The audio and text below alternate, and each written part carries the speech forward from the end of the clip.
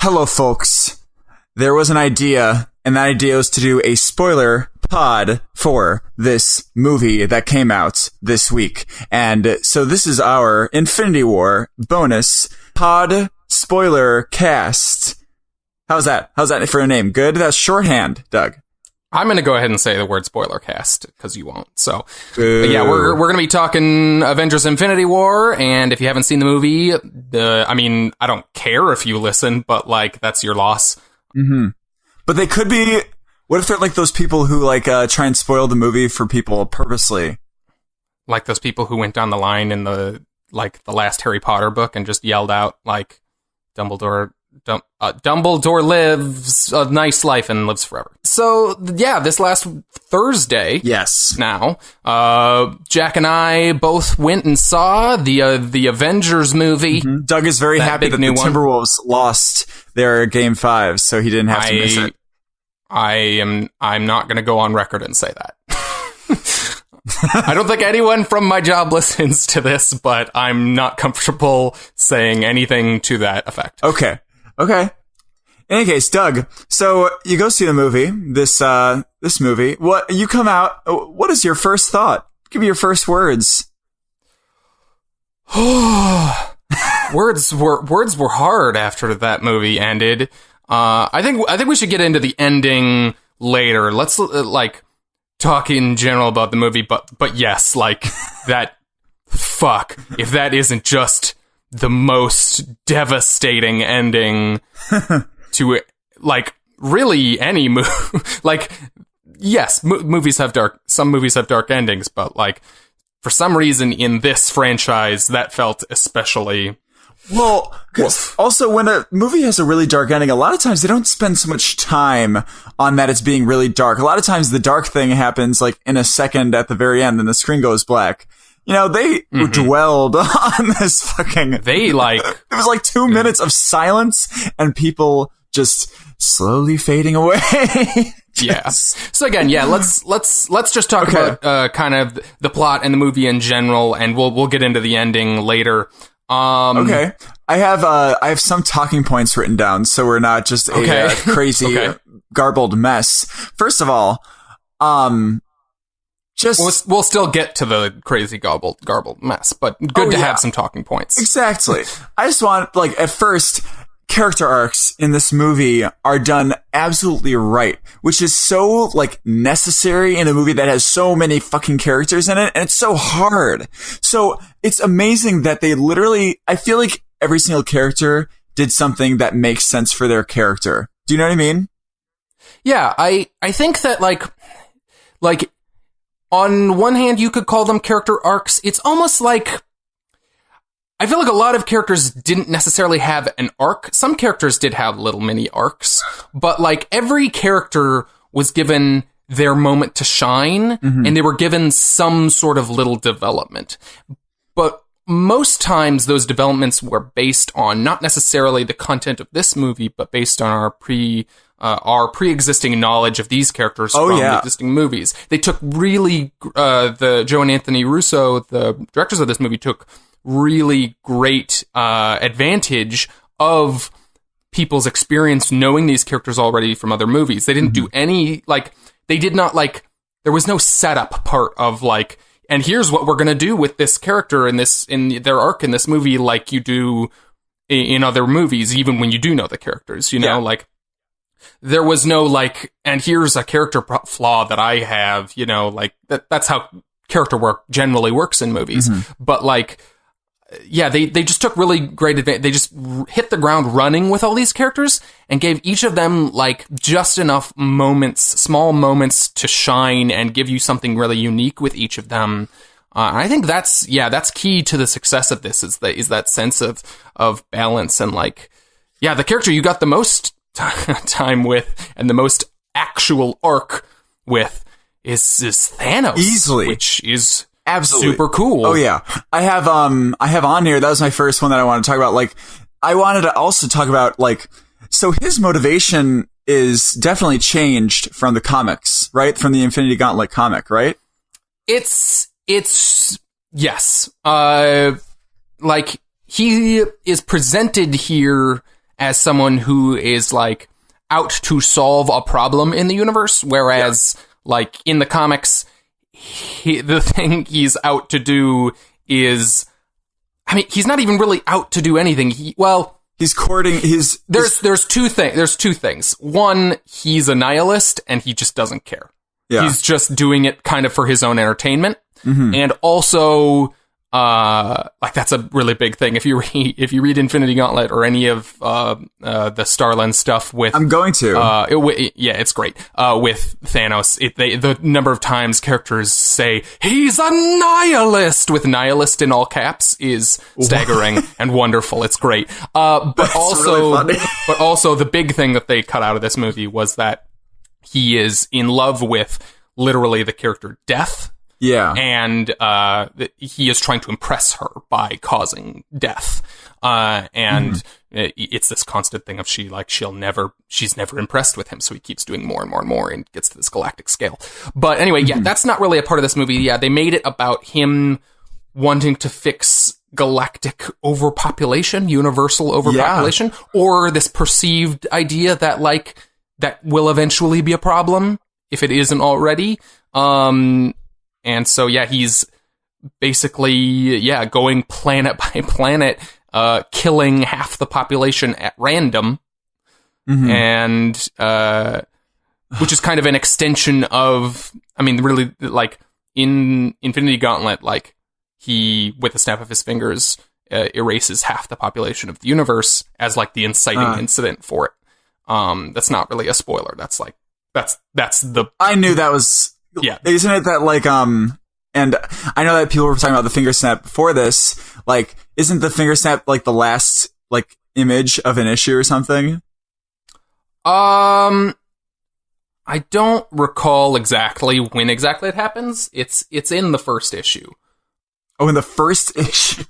Yeah. Jesus. Because it's almost the opposite of this. Like, the next Avengers movie will probably be closer to the Infinity Gauntlet, the comic, than this movie was. In that, oh shit! So I have to wait a year to read the comic now. God Again, damn it. I keep telling you, Jack. This is a total aside, but like seriously, dude, it's not probably going to spoil anything for the movie for you, other than like the basic concept of he erased half the lives in the universe. I swear. Okay. Like that's not how. So many movies in the MCU have been, quote, based on stories. They're not. Like, they don't take specific events. They'll, like, homage a moment. Yeah. But, like, they don't, like, you don't spoil anything for yourself. Okay, maybe I'll do it soon then. Who knows? I don't know. Okay. But also, I don't know, like, you do you. You can do whatever you want, but... Okay. In any case, one of the other really cool things I loved about Thanos in this movie, I think that small change from like nihilist doesn't care to what he is here, he mega cares about the randomness of, and that, killing half the population by random specifically. You notice, he doesn't kill anyone unless they specifically make a move against him. Like literally nobody. I mean, they didn't make him necessarily a nihilist, but they gave him this sense of like he's so far above anyone that like the idea of killing a single person, it has to be necessary because he just doesn't care. Like, well, yeah, but he also doesn't do it though unless he like feels like he like that's what I'm saying. Like he specifically makes a move against him, almost tries to kill him, and then he dies. Theoretically, I'm not getting into that yet. Heimdall definitely dies because he is able to get Hulk out of there. And then who else does he kill with his bare hands? He kills Vision. Okay, Vision. But he has to again. Yeah.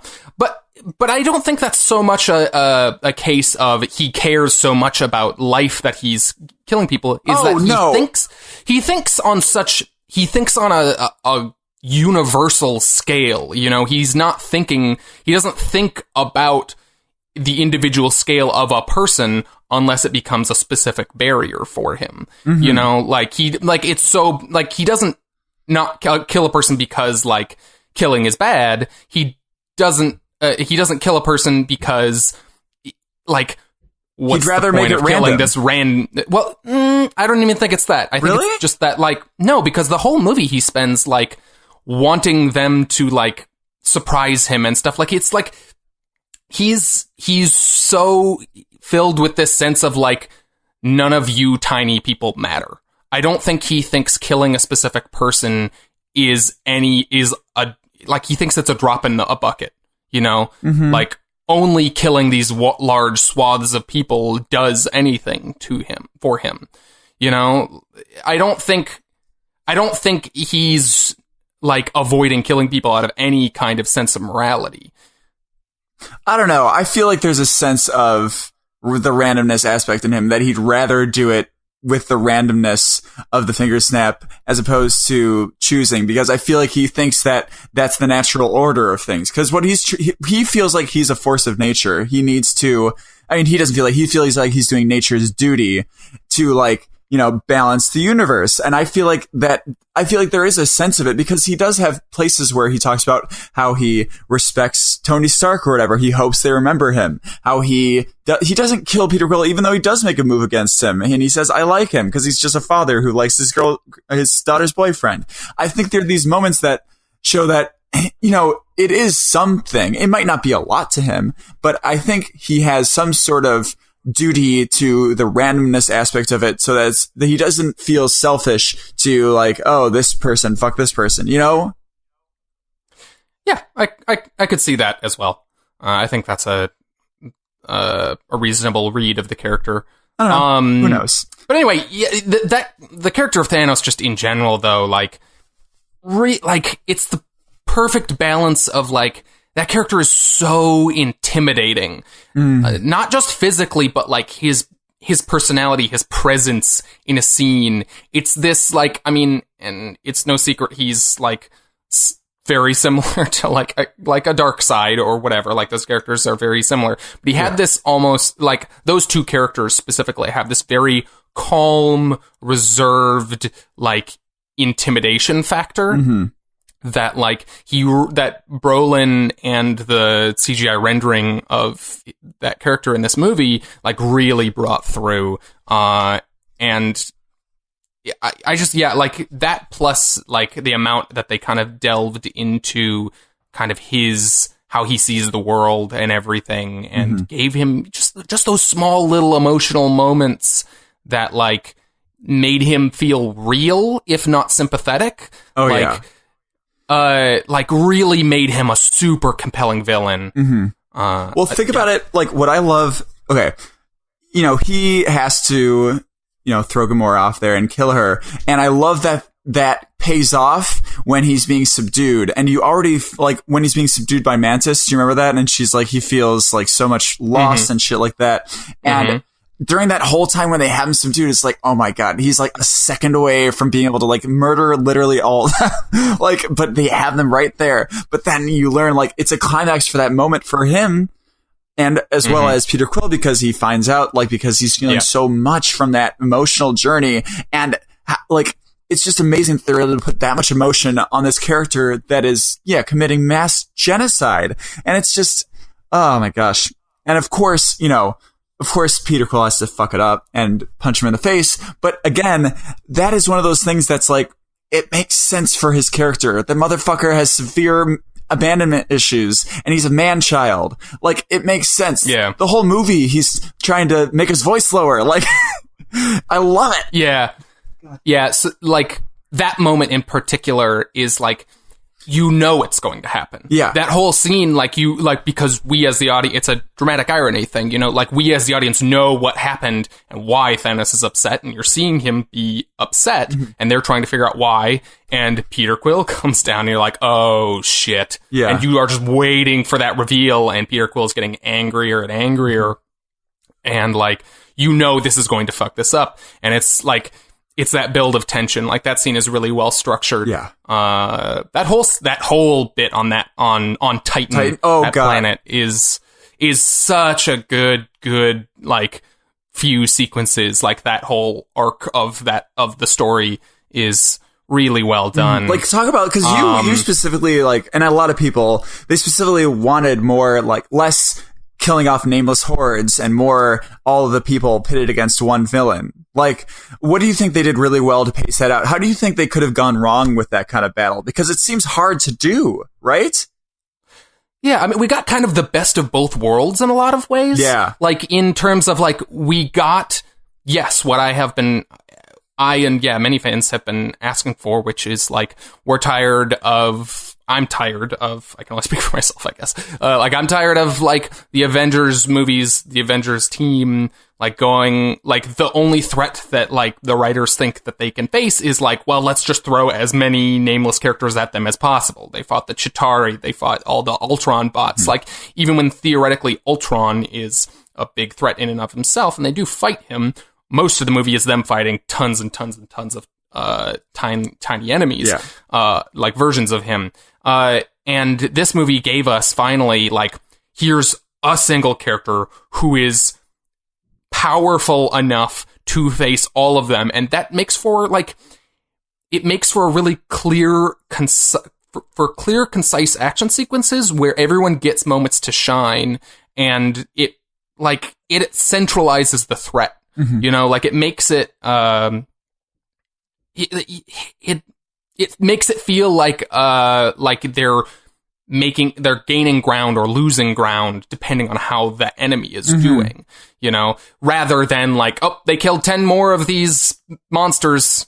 Yeah. What does that mean when there's hundreds of them, you know? But we also did get, like, really well done, like, battle scenes as well. Yeah. Like, in that, like, were so many really, one of the problems I have with those kind of scenes is that, yes, it doesn't ever feel like they're gaining or losing ground, but that scene in Wakanda in particular was written with such a great sense of dramatic change, in that, like, they would have to make hard decisions during the fight of, like, oh, they're gonna flank us, we have to actually open our shield and let them through to funnel them at us. Like, there were so many good moments like that in that fight scene. It's incredibly well, because there's that moment, and then there's the moment where the big wheels come from the sky and Scarlet Witch has to come down, and then they're like, oh, motherfucker, Scarlet Witch is down here now. Like, it just, the story of that specific battle and what the bad guys were kind of planning the whole time it's really great. And it reminds me of, like, what is it? Like the Battle of Bastions, Game of Thrones. Like, you're just, like, looking at this battle and shit's going down and motherfuckers are, I don't know. It's so great. So I didn't actually, I got derailed by the big fight scene, and I didn't talk about the Thanos fight scene. What did you like about that, specifically about that big Thanos fight scene? Well, okay. I think they used, like, the thing that's huge in that scene is his power at that point. He has, all but one. I think he has all but the Mind Stone. No, he doesn't have the Time Stone yet. Yes. He has all but the Time and Mind Stone. And he's using... Oh, yeah, you're right. And he's, let's just go over, he throws a fucking moon at them, right? And it comes off in pieces in fucking asteroids. And specifically, I knew, like, this scene is really, really cool. When Spider-Man's flying through the air with these asteroids coming down, being like, oh, I got you. Because all the people are, like, you know, scattered across the, like, falling down or some shit like that. Like, which, by the way, his line, like, I got you. I'm sorry, I don't know any of your names. Is so perfect. Anyway, go on. No, that's it. Like, and then, things like, and it's so sad. I don't know. I have a question, because at some point the cloak of levitation wraps around his arm so he can't use it, and he rips it off. Yep.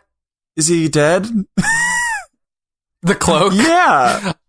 Nah, they'll bring that cloak back. I mean, like, I think the piece that he ripped off flew away. I don't think it was, like, I don't think it crumpled. I could be wrong. I don't know. Okay. In my mind, I remember the piece he ripped off floating away, but I don't know. Okay. Anyways, I mean, I don't know. I wouldn't complain if he just didn't have a living cloak anymore. Oh, honestly. See, do you remember when I was talking about how I wasn't as a big fan of the cloak in the first one, in the Doctor Strange movie? Are you kind of feeling me? Oh, no, I was there with you when that happened. Oh. I don't think it bothered me as much as I think you were saying it bothered you, but, like, yeah, it was unnecessary. It was just a forced sidekick character, and it wasn't like they didn't do anything with it. He was just there to be a little comedic beat. Yeah. Like, give me bats instead, right? You want bats? Well, now they could maybe. For anyone not reading the current Doctor Strange comic, he has a ghost basset hound named Bats, who is wonderful, and he's a good boy. Oh, he's a very good boy. Yeah. So, go ahead.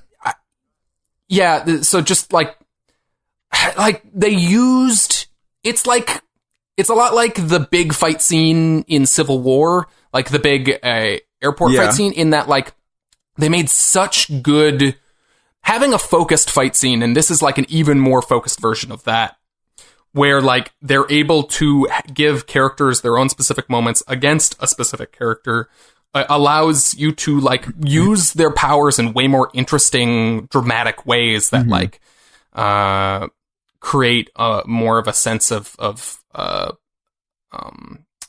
and flow in the fight. Like the stuff they do with Doctor Strange, where he multiplies himself fight. And stuff. Yeah, he multiplies himself, and you get to see him like she tries to use like the mirror dimension and a couple other things, and they all get like just totally denied by Thanos. Oh yeah, I remember seeing the mirror dimension thing. Like, does he just like break through it or something like that? Like he just gets out.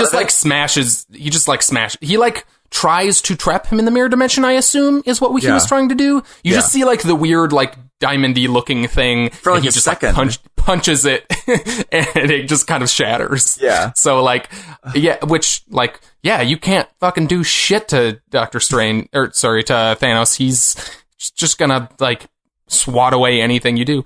But yeah, like, what else before we get into talking about more of this late game stuff? Well, here we go. I also wanted to talk about, with Iron Man, his whole journey throughout these films in general, but for this one specifically, do you remember at the beginning, he's talking about how he had a dream about Gwyneth Paltrow, Pepper Potts being pregnant? Mm-hmm. And then he's, forced to be with this kid who he's theoretically tagged along, which was not good when Peter Parker said, technically it's your fault that I'm here, because, he fucking has PTSD, and that's a serious thing. But in any case, in the movie, apparently it's a superstition in a lot of places in the world that when you have a dream about someone being pregnant, a death happens. Oh, I didn't know that. Apparently that's a thing. So he loses his son figure. And I just love that kind of thing. Like, it just forces, I love that he's forced as a character to live through that. I know that's sadistic, but it's so perfect for like, even if we know that these deaths are probably not going to all stick, or there's going to be some sort of trade-off of some sort, like, feeling for these characters and how they have to watch these people, like, through quote-unquote die, that's kind of where the drama comes from, I think. Oh, yeah. It's all in the execution of this. Like, the characters they killed were particularly telling that,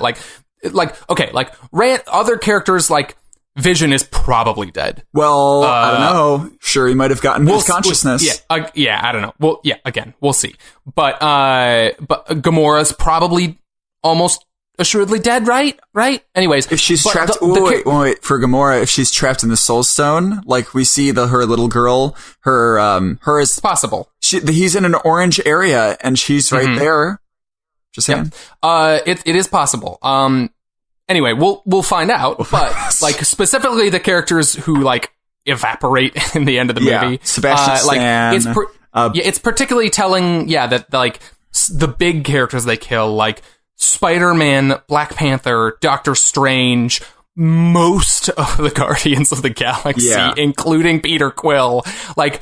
There's absolutely, and this is a very cynical way to look at this, and I wish I could divorce myself from this and live in the moment, but like, there's absolutely no world in which Disney allows that to be permanent. Yes. Like, they are not dead. No. Not forever. Not through the next end of the next movie. And specifically, again, this is like a little bit of a meta look at this, but like Chris Evans has one more movie. Iron Man, fucking Robert Downey Jr. has one more movie on his contract. Yeah. And what we're seeing in this movie is, while there are some random spotted characters still left on the board that aren't original Avengers, we also do have the entire original Avengers in the movie lineup. Yeah. Still on the board. We have Cap, we have Iron Man, we have Hulk, we have Thor. Yeah. We have Black Widow. It's specific. It definitely is. Hawkeye's still technically out there. Yeah. He's definitely a last hurrah sort of deal, I think. And I think Ant-Man's going to be in there as a last hurrah so they can have, like, these are kind of the OG Avengers. And I feel like those OG Avengers are going to sacrifice themselves. And then I think at the end of Avengers 4, I think we're going to get a statue built. Oh, hell yeah. Wouldn't that be great? Yeah, the statue of the original Avengers. Mm-hmm. That'd be awesome. The next movie is going to... I think both of our guests probably, I think we're on the same page on this, is that, like, it is going to be a last hurrah with the original characters on their way out, and then, for one reason or another, at least Cap and Iron Man, if not all of the original Avengers, are going to be taken off the table in order to restore all the other half of life in the universe. Yeah. And then we're going to be left with whoever comes back plus whoever didn't die as the new team of Avengers. God, I feel like Thor is not going to go away, though. They just got his ground running, I feel like. I feel like he needs to be here for more. Yeah, Thor's a weird in the air one. I was just looking at... do we want to get a little bit too into the, like, contracty bits of this, or is that a little too... I don't want to do the contract. Breaking the illusion. Okay, fine. Why? You want to? I'm just gonna, for my own curiosity, look at how many movies, Chris, I'm not gonna say. Hey, they can always negotiate more, and I feel like that actor is having a lot of fun with that character right now. You know what I mean? He's not really getting much other characters in Hollywood. Right now, at least. But, I mean, I was actually going to talk about him next. Like, his performance in this, like, okay, Ragnarok was great, jokey kind of thing. It was a great movie.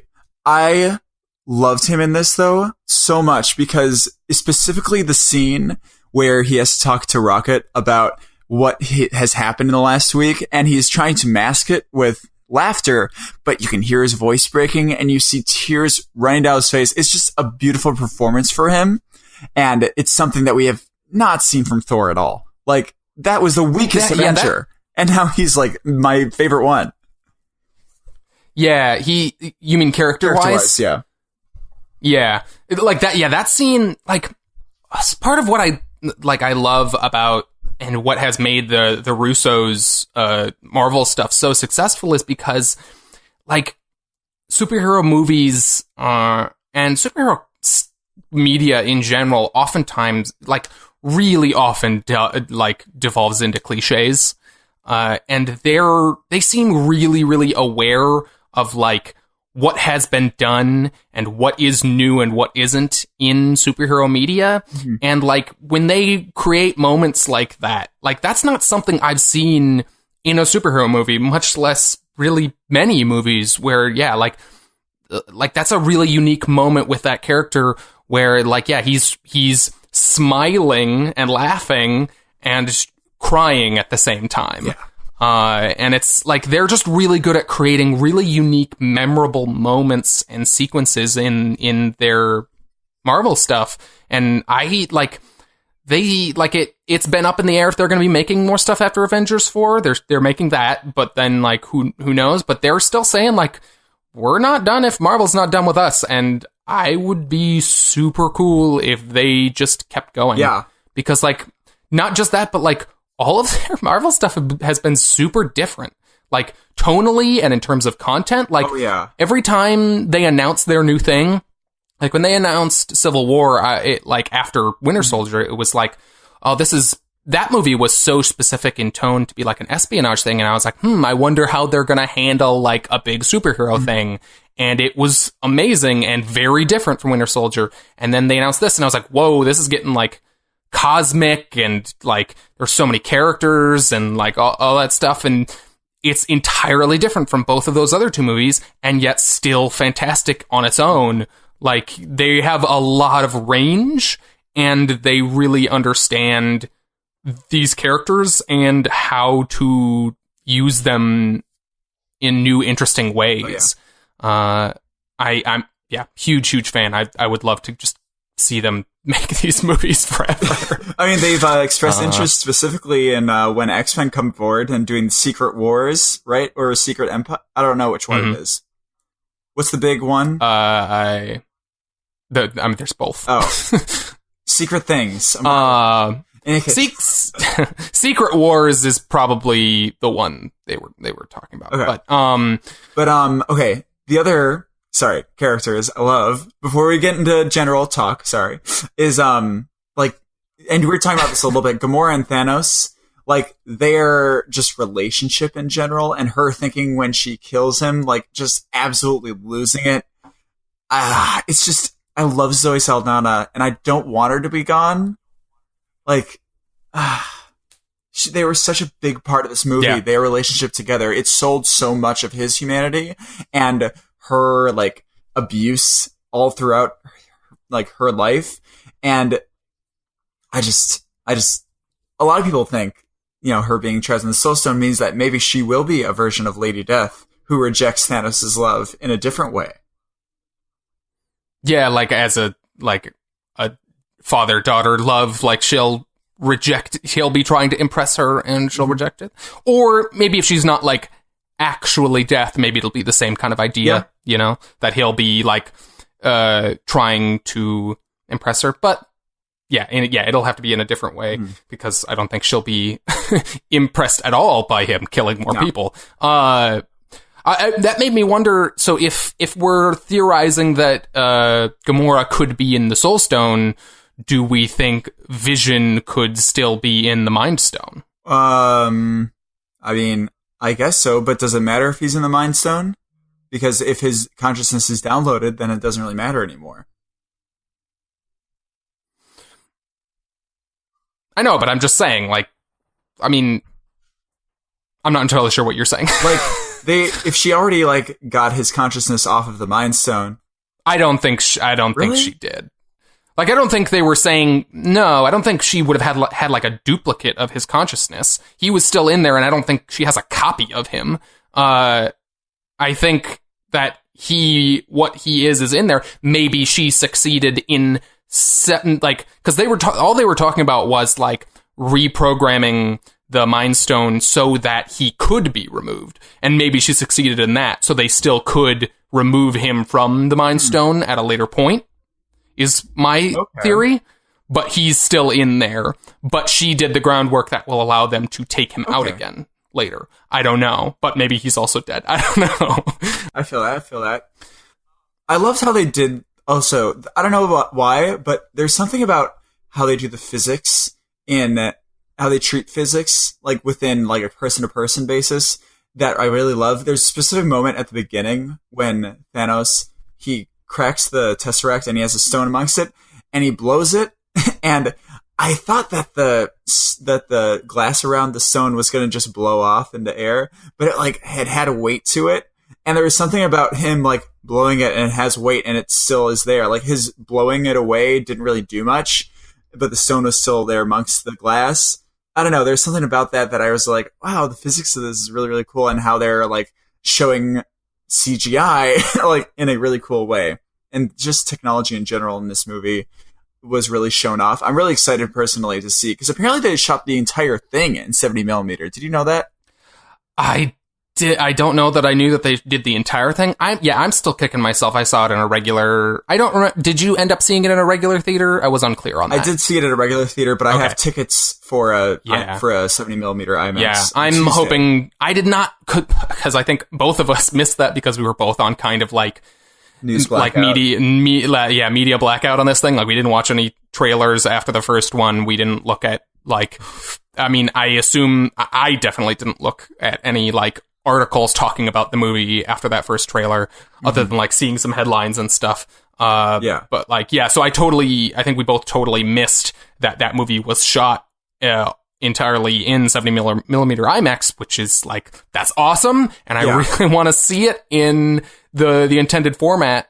So I'm probably gonna go to the Minnesota Zoo this weekend or in the next week and see it the way it was intended. But whatever. Like, that's a cool excuse to see it again, and it'll still be somewhat special, even though I've seen it all. And I think, cool for both of us that's still ahead of us. Mm-hmm. Pretty excited. Yep. My last character, was I want to talk about Loki, and I know you were worried that it was going to be undone again and that he was just going to turn evil. But how are your expectations fried, Doug? No, that, like, again, they just make really smart moves with all these characters. Like, yeah, like they... I was somewhat disappointed in a lot of the other ways in which they kind of undermined a lot of what Ragnarok did in terms of creating a new status quo for Thor. But in that regard, they totally did follow up on that in that, like, yeah, like, they made Loki, they were like, everyone's tired of seeing that like line of like, is Loki a bad guy and is he a villain? Let's just have him try to be good now. Mm-hmm. You know, that was the end of Ragnarok. And here they play with that a little, but like, he's ultimately, he's not like going to allow someone to just kill all the life or half the life in the universe, you know, like he's still noble enough to do that, to try to stop him. And I thought that was, a really nice continuation of where they left him at the end of Thor Ragnarok. Yeah. And you don't think he's dead, though? I mean, they that's the one that they specifically call out in the movie itself, where Thor's like, I mean, I'm paraphrasing here because I don't know the line, but like he says something to the effect of like, I mean, he's been dead before, so we'll see. Who knows? Yeah. So, and you know, those characters specifically, like, there's so much potential for them to like die and be resurrected and stuff. They're gods, you know, like, and Loki specifically is a trickster. Like, that's his whole thing, is creating like illusions and stuff. And so there's plenty of room for them to bring him back. And I mean, I don't know where Tom Hiddleston is in this whole thing, but like, he seems to love that role in a similar way to how Robert Downey Jr. like has kind of made that role like the cornerstone of like his film career and just loves it. Like, I think Tom Hiddleston also is just he wants to keep doing this. Right? Yeah, I think so. And they'd be silly to not do that. Oh my god, I just remembered. How fucking excited were you when they brought Red Skull back? Oh my god, that was literally the next thing on my list. That is the longest dangling plot thread in this entire movie universe. Easily. And they like, because they very purposefully, some people did not agree with me when it happened, but like, they very purposefully in Captain America the First Avenger, when Red Skull, quote, died, by holding the Tesseract, like using the Tesseract or holding the Tesseract or whatever it was. Holding it, yeah. He got like sucked, it looked like he got sucked into space by a rainbow tunnel, like it looks every time Thor teleports. It was after Thor came out, right? That movie came out, right? Yes, it was after that, because it was Iron Man 2, Thor, I think, or Incredible Hulk was in there anyway, but Thor was definitely before Captain America the First Avenger, and so that visual had been established, and it looked like he got beamed into space, and they had not followed up on it ever since. So he shows up here. He's been in space hunting down the Infinity Stones, because of course he was. Wait, I don't think he was hunting down the Infinity Stones. Wasn't he teleported directly to the Soul Stone? He is now, but he said, he basically said in the movie, like, I spent my time doing what you're doing now. Oh, okay. I guess it's been like 70 years. Yeah, that's right. He said, like, he said, like, yeah, like, I have spent a lifetime, like, basically doing what you're doing now, Thanos, and I have now, like, I failed, and now this is what I do. You know, like, I'm guarding this. Mm-hmm. Well, not really guarding it. I feel like he's stuck there. He found it, and then he didn't have anything that he loved to give. Yeah, I guess. Yeah, like, that was his, like, he could not, he reached that barrier in that he does not have anything he loves to sacrifice. Yeah. Apparently that wasn't Hugo Weaving. Which like makes sense, because Hugo Weaving a while back was like coming out and like shitting on his Marvel or the Marvel movies in general, and like saying that he regrets doing that role, which is sad. So sad. And I would have really loved to see Hugo Weaving in this, but honestly, like, I was just excited to see them like finally make good on that like plot thread. I don't know if they'll do anything more with that character. I hope they do someday. Think they will. They can't just have him be there and then he has nothing to do now. You know, I mean, he's not even with the Soul Stone. You think he'll have a role in Avengers 4 at all? I think so. I think he'll have some sort of expositionary role or something like that. I don't know. Maybe he'll talk about... I think it might... What? I think it might be more than that. Like, the next movie is going to be all about, like, them trying to figure out how to stop Thanos and, like, who better to, like, have inside knowledge on how to stop someone with the Infinity Gauntlet than someone who spent a lifetime hunting the stones and trying to... form the gauntlet, you know, like they imply. So I think he might help them. Maybe even turns on them in the after like claiming to be on their side. Yeah, I could see that. Maybe we get a Red Skull who eventually ends up with the gauntlet. Oh my gosh! Except is the gauntlet like broken now? I don't think so. I don't know. It did seem like it looked all fucked up. His whole half of his body was fucked up. Yeah, it was. I think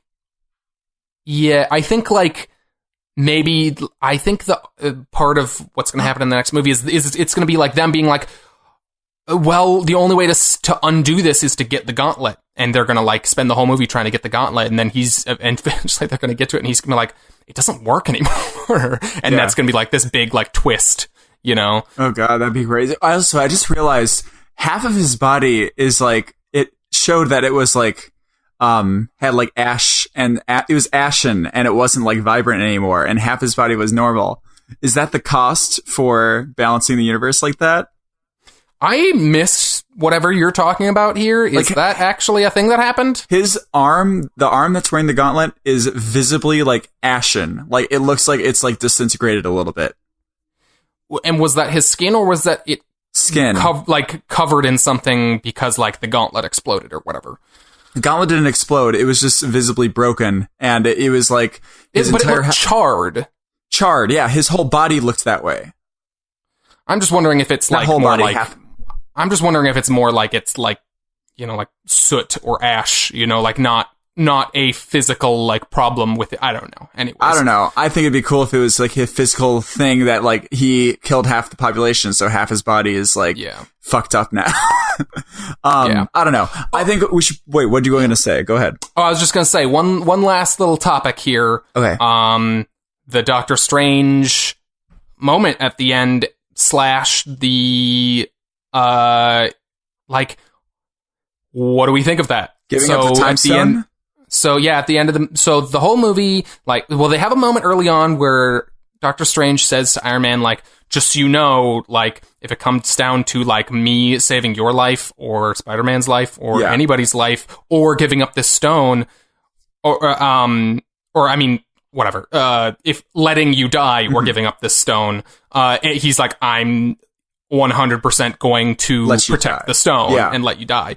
And they don't get along, and they don't do anything in the movie up until that last moment to really make that budge at all. Like, they don't. No. Doctor Strange and Iron Man very purposefully don't get along by the end of the movie, their presence in the movie, and in the climactic moment of that fight scene, Tony Stark's been injured, and he gives Thanos the time stone. Injured. He's been stabbed through the torso. Which didn't kill him. It's crazy. I know. But like, wait, so like, no, you're right. He specifically gives it up, but this is after he's looked at 14 million ways in which they lose and one in which they win. Yes, exactly. He's going through the motions. That's what it is. Yeah, I didn't connect that until after, but like, yeah, so he says like he watched.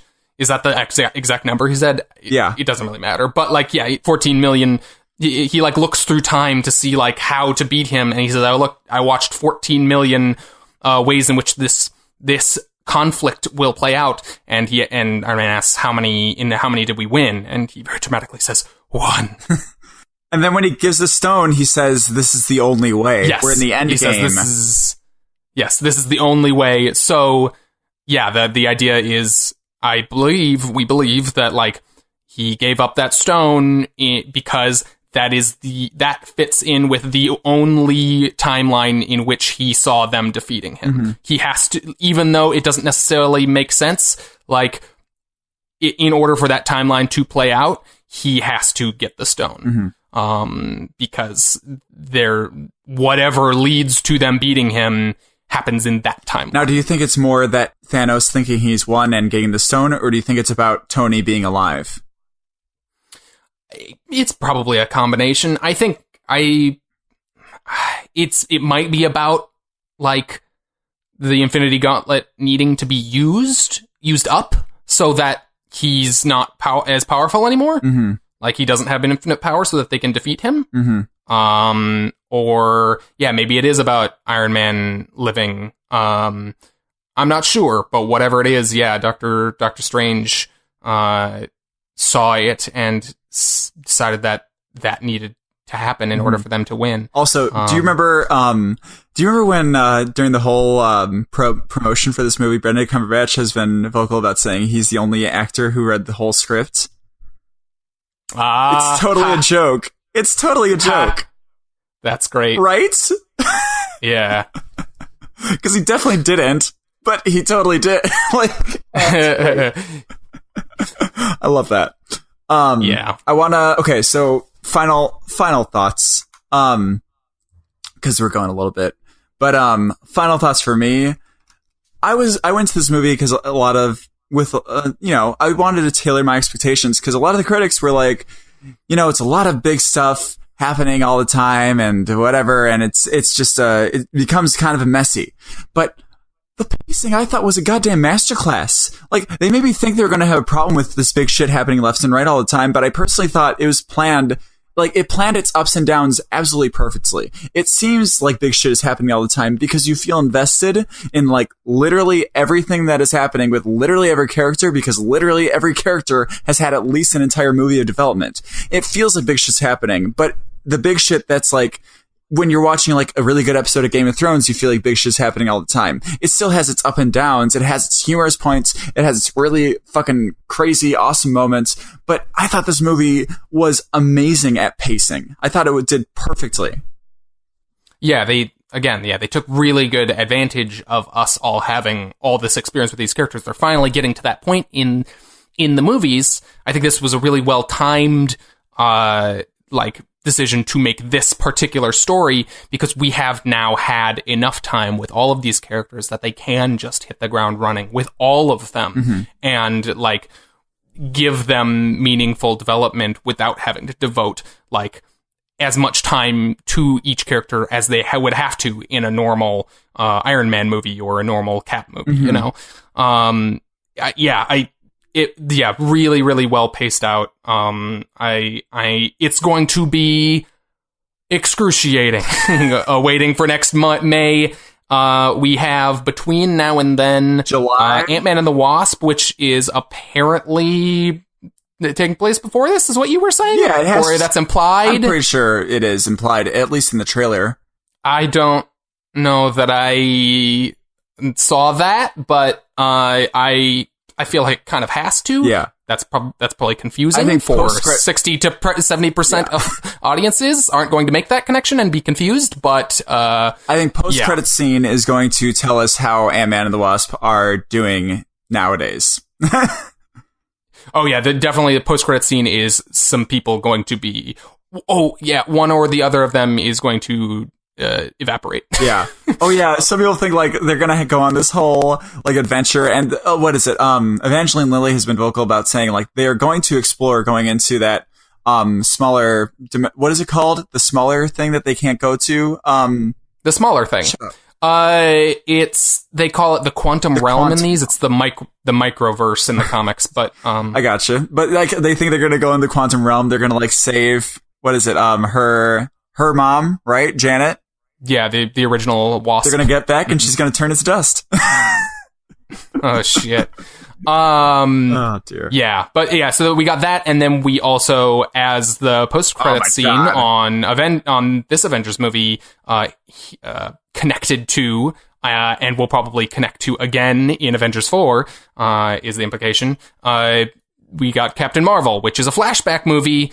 The post-credit scene on Infinity War was Sam Jackson and Maria Hill both get evaporated, and Nick Fury, Maria Hill and Nick Fury, I'm mixing up things. But yeah, he presses a button on like a communicator or like a pager. It's a fucking pager. Yeah, it's a pager. Yeah, totally, because it's from the 90s. Yeah, and it falls to the ground after he evaporates, and it's got Captain Marvel's symbol on it after a second. And so I think we're gonna get that flashback to like, how did they meet and what's her deal and get her origin, and then a couple months later in Avengers 4, she's going to come in and help save the day, which will be super satisfying, I feel like, if done well. Oh, God, yeah. Is Captain Marvel supposed to be in February or November? No, it's Captain Marvel is, I believe, March. Oh, really? And then Infinity War or Avengers 4 is in May, so it's 2 months before it. Jesus. That's so cool. Right? Yeah. Right? Like, Ant-Man is the one weird little twist in all of this, but like the timeline of this movie, then Captain Marvel flashing back, and then going back to like her potentially being a big presence in Avengers 4 is super cool. Well, did you hear that Ant-Man was originally supposed to come out before the first Avengers movie, but it got... Oh, it was. It was one of the original movies they announced. It was Iron Man, it was Ant-Man, and I believe Hulk. Oh, wow. Were the first three, I think? I could be wrong on that. But Ant-Man was definitely one of the originals with Edgar Wright on board. That was one of the first movies they announced. Yeah. It just took forever to come out because of all the issues with the... creative decisions and everything. Creative differences between Edgar Wright and Marvel. But anyways. Yeah. What could have been. That movie's still good. Still good, yeah. I'm super pumped for this one, too. Is it the same writer for this one, Ant-Man and the Wasp? I don't know if it's the same writer. It's the same director, Peyton Reed. But I don't know what the writing situation is on it. Whatever. Cool. Well, unless you have any other final thoughts, I think that'll about do it. What do you think? No, I think we said about everything I've got on my mind. All right. Cool. So cool. Well, that was Infinity War. You don't see the movie now. That was. Mm-hmm. Yep. But yeah, we're gonna go ahead and record our episode now, a real one. All right. Thanks for listening, folks. Bye. Hey, this is Doug, After the Fact, just doing a little coda on the show. Thank you again for listening. If you like the show, make sure to do the absolute biggest thing that you can do for us, which is give us a review or a star rating on iTunes. Let someone know about us either in person or on social media. You know, just, I've been listening to this comics-related podcast, and it's really good, and you should check it out. This was a bonus episode again this week, but we release regular episodes on Sundays weekly, so if you like this episode, just checked in because you were excited about Infinity War, make sure to check out one of our regular episodes. Again, those come out on Sundays. We have 24 of those recorded and potentially up at the time you are listening to this, so make sure to check those out. You can subscribe to the show. Never even have to think about it. It just comes right to your phone or whatever you're listening to podcasts on. You can do that on iTunes, Stitcher, TuneIn, Overcast, Google Play Music. So whatever podcast app you prefer, we've got you covered. That joke feels weird saying it when I'm just by myself. So in the meantime, before the next episode, you can find us on social media on Twitter and Facebook under the handle @comicscovered. You can also find web archives of all our episodes at comicscovered.libsyn.com and on our YouTube channel or Facebook page. So check that out. And if you want to get a hold of us with a question or feedback, we didn't do one this week, but we normally do listener questions when we're not running long on our regular show. So send us your questions about Infinity War or about anything else comics related at comicscovered@gmail.com or send us a message on Facebook or Twitter. Regular episode, again, coming out tomorrow. That's Monday if you're listening to this late. So check that out. Thank you again for listening.